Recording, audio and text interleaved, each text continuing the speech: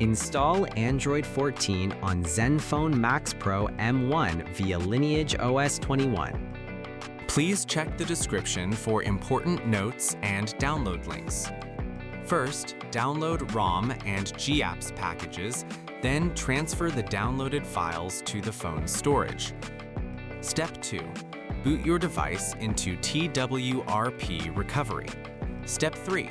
Once you're in TWRP main menu, go to Wipe, Advanced Wipe, and select the checkboxes as shown in the image excluding internal storage.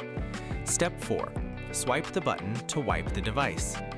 Step 5. Go back to the Recovery main menu and tap on the Install button. Step 6. Navigate to the downloaded path and select the ROM zip file. Step 7. Finally, swipe the button on the screen to install ROM file. Step 8. Once the ROM installation finishes, return to the main menu and install the GApps zip package in the same manner. Step 9. After GApps flashing completes, select Wipe Cache/Dalvik from the bottom left side of screen and swipe to wipe. Step 10.